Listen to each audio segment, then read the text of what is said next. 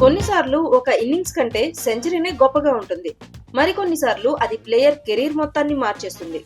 అలాంటి special innings తో Eden gardens లో సంజు శాంసన్ చరిత్ర సృష్టించాడు.